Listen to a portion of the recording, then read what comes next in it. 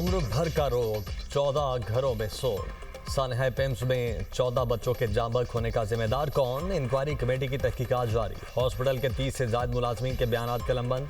Executive director, joint executive director, doctors और nurses भी शामिल। चिल्ड्रन वार्ड में तैनात 18 से ज्यादा सिक्योरिटी गार्ड्स के बयानात भी रिकॉर्ड। कमेटी ने जाए हादसा के वक्त ऑन ड्यूटी अमले का बायोमेट्रिक रिकॉर्ड भी चेक किया। आग बुझाने के लिए जाने वाले फायर ब्रिगेड के अमले, director general emergency and disaster management, director fire brigade ने भी अपना बयान रिकॉर्ड करवा दिया। कमेटी ने रेस्क्यू टीमों की टाइमलाइन भी चेक की। रिपोर्ट वजीर आजम को पेश की जाएगी। सनहा पिम्स के बाद इंतजामिया की गफलत और लापरवाही बेनकाब। पिम्स इंतजामिया ने दिसंबर में जारी सीडीए रिपोर्ट रद्दी की टोकरी में डाल दी। सीडीए ने पिम्स में सेफ्टी आलात पर संगीन सवालात उठाए थे। पिम्स हॉस्पिटल में आलात को जदीद बनाने की हिदायत दी गई थी। हॉस्पिटल में फायर फाइटर आलात पुराने, अलार्म सिस्टम नाकिस और हिफाजती इकदाम नहीं थे। सीडीए ने पिम्स इंतजामिया को सानहे के खदशे से भी आगाह किया था। तहकीकाती कमेटी ने सीडीए का पिम्स को लिखा लेटर सील कर दिया।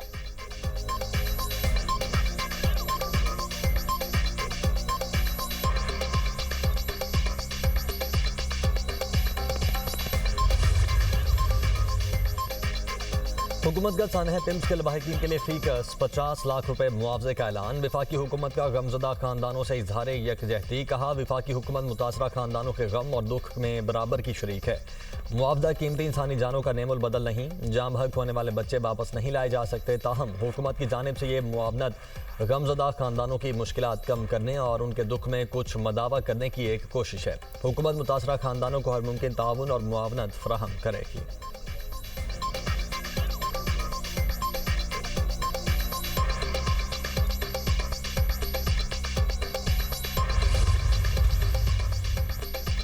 पिम्स इंतजामिया ने वजीर आजम की बनाई गई कमेटी के बाद अपनी एक और कमेटी बना दी। प्रोफेसर डॉक्टर आतिफ इनाम 4 रुकनी कमेटी के चेयरमैन मुकर्रर। डिप्टी एग्जीक्यूटिव डायरेक्टर डॉक्टर उनैसा जलील कमेटी की रुकन मुकर्रर। डॉक्टर उनैसा जलील ने वजीर आजम की बनाई गई कमेटी को भी बयान कलमबंद करवा दिया। डॉक्टर उनैसा ने खुद ही इस नोटिफिकेशन पर दस्तखत किए। पिम्स इंतजामिया के मुताबिक प्रोफेसर कासिम महमूद बुटर की छुट्टी के बाद कमेटी दोबारा तश्कील दी गई। तहकीकाती कमेटी को 48 घंटे में रिपोर्ट जमा करवाने की हिदायत।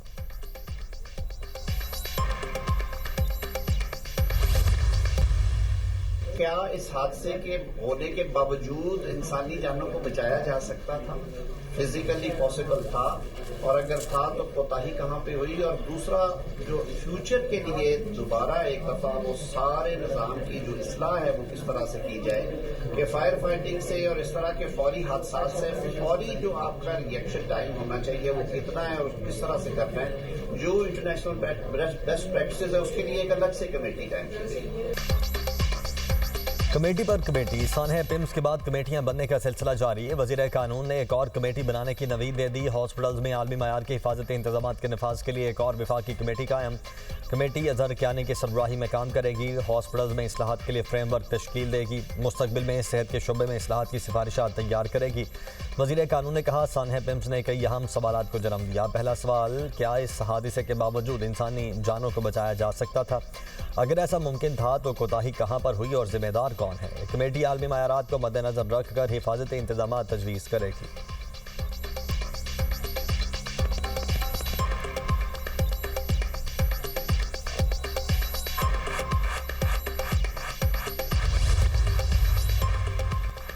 आज़ाद जम्मू कश्मीर कानून साज असम्बली के नए कायदे-ए-बान का इंतखाब आज होगा। सदर नून लीग नवाज शरीफ ने बैरिस्टर इफ्तिखार अली गिलानी को वज़ीर आज़म आज़ाद जम्मू कश्मीर नामजद किया। नून लीग की जानिब से नामजद वज़ीर आज़म बैरिस्टर इफ्तिखार गिलानी ने कहा कि आज़ाद कश्मीर में तरक्की और खुशहाली के नए दौर का आगाज़ करेंगे। शहबाज शरीफ और मरियम नवाज के तरक्याती विजन को आज़ाद कश्मीर में भी अमली शक्ल दी जाएगी। विफाकी हुकूमत और पंजाब में जारी तरक्याती प्रोग्राम्स की तर्ज पर आज़ाद कश्मीर में भी मनसूबे शुरू किए जाएंगे। अवाम को हकीकी मानों में सहूलियात फराहम करेंगे।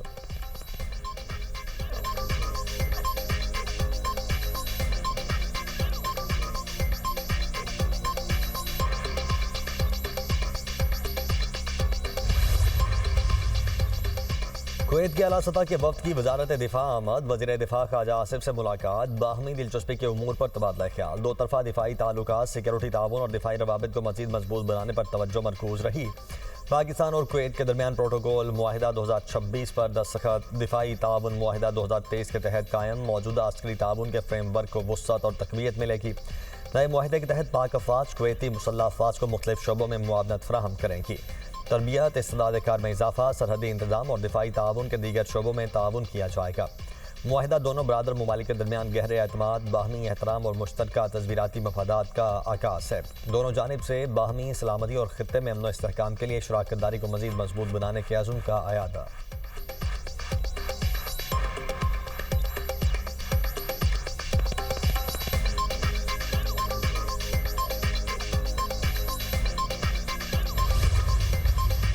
Chief of Army Staff and Chief of Defence Forces Field Marshal Syed Asim Munir visited Tehran on 24th August as part of Pakistan's continuing diplomatic efforts to facilitate an end to the US-Iran conflict and renewed efforts for reopening the Strait of Hormuz. The Iranian leadership appreciated Pakistan's efforts towards de-escalation and peaceful resolution of the conflict.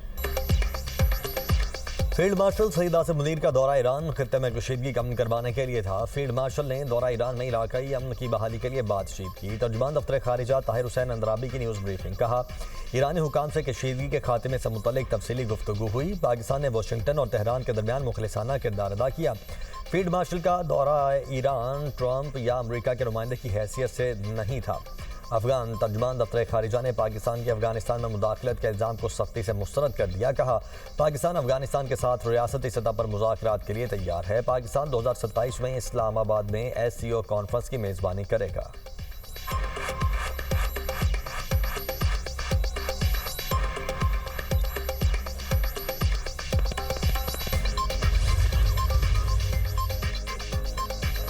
सालिसों ने अपने Hormuz खोलने की शराइत मांगी हैं। फहरिस्त तैयार की जा रही है। शराइत में खित्ते में जंग का खात्मा भी शामिल है। ईरानी कौमी सलामती काउंसिल के सरबराह मोहसिन रज़ाई की गुफ्तगू। कहा, ओमान के साथ आपने होर्मुज़ में बहरी गुजरगाह के क़याम पर इत्तेफाक हो गया। गुजरगाह का कुछ हिस्सा ओमानी और कुछ ईरानी समंदरी हुदूद में होगा। अमरीका ने शराइत मान ली तो जहाज़ मखसूस रास्ते से आपने होर्मुज़ अबूर कर सकेंगे। ट्रंप के बेटे को कत्ल करने की ईरानी साजिश के इल्ज़ामात झूठ हैं। अमरीका ने कार्रवाई की तो ऐसा नुकसान देंगे जो तारीख में याद रहा जाएगा।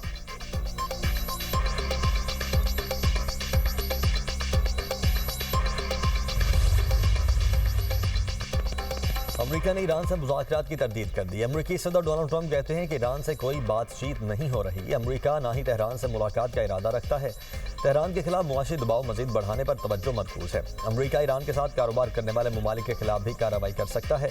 अमरीका चीनी बैंकों पर पाबंदियां आयद नहीं करेगा। रूस के खिलाफ कार्रवाई का फैसला हालात पर मुनहसिर होगा। रूसी सदर पुतिन नेटो के किसी रुकन मुल्क पर हमला नहीं करेंगे।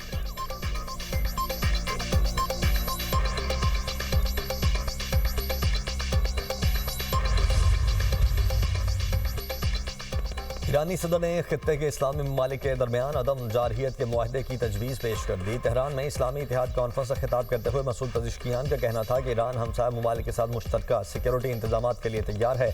अगर हमारे दरमियान तनाज़ा हो तो इसे खुद हल करना चाहिए।